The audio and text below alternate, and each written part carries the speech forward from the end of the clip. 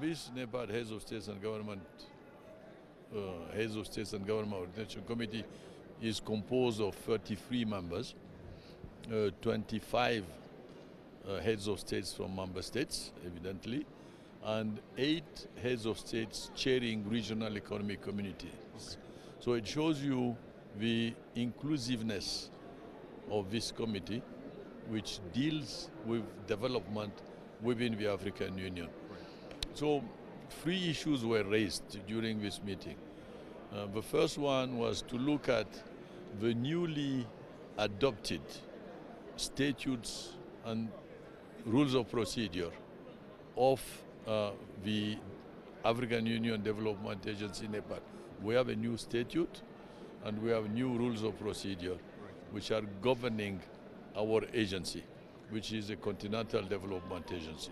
The second issue was to evaluate how far we had gone in the implementation of the structure of this new Continental Development Agency. And the third and evidently very important issue was the election of a new chair, which was made on a consensual, unanimous basis, as President Sall proposed President Paul Kagame as chair, and all his peers approved and applauded. And in terms of the advancement of those goals, what progress has been made? Are you satisfied with the work that's been done to make the NEPAD AUCD, what do you call it? African Union Development Agency yeah. effective too? Yeah. You see, we are coming from a very long process. NEPAD, as a program of the African Union, was framed in 2000, just a little bit before the creation of the African Union.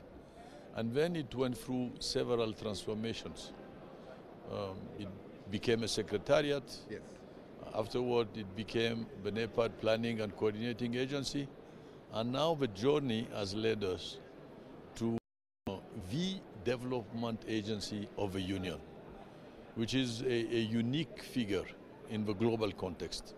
You don't have the European Union Development Agency with this mandate, or the Latin American Development Agency, or the Asian Development Agency. So Africa is putting its house in order, making sure that implementation issues related to development are centralized in an entity, centralized not meaning imposition. It means more coherence, more coordination, so that we get results. Absolutely. So theoretically, that's the first point. Now, practically, what we have been doing as the NEPAD Planning and Coordinating Agency has fed into the mandate of this new African Union Development Agency.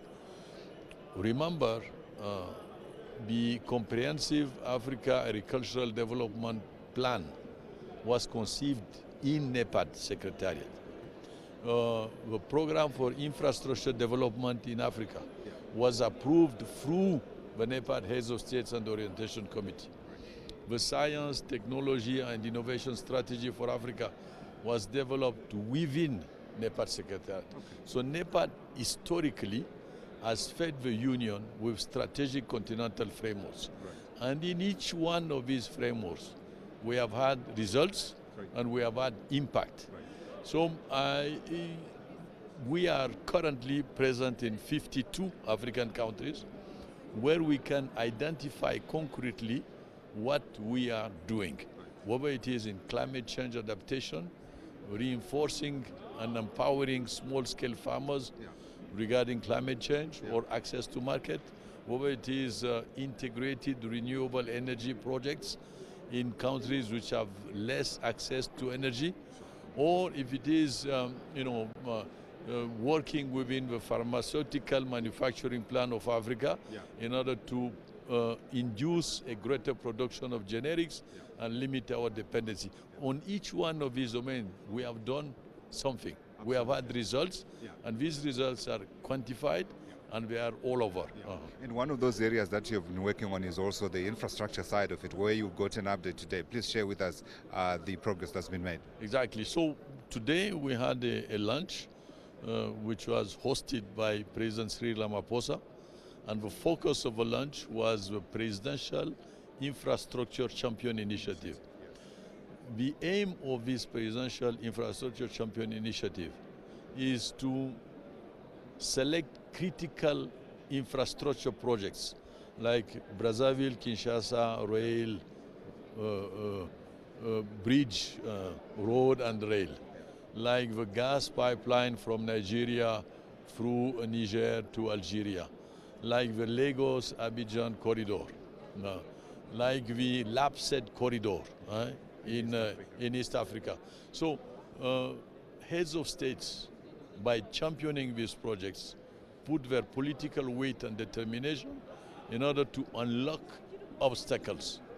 So it allows us to work hand in hand, we, the technical experts, with the political sphere, in order to push the implementation. And in this meeting, the PICI group, which is committee, which is headed by President Cyril Ramaphosa, presented a report highlighting the results that had been achieved. And some projects are working very well, some are slow, but globally we can say that the trend is positive, but we still have our homework to do.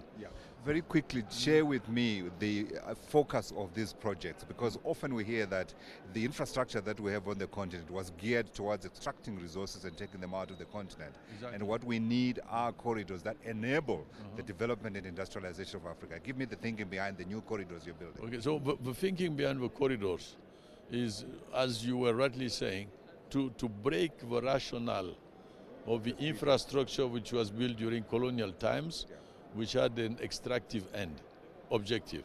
So by having corridors, we construct within corridors, we implement within corridors transboundary projects, which can be a combination of road, optic fiber, rail.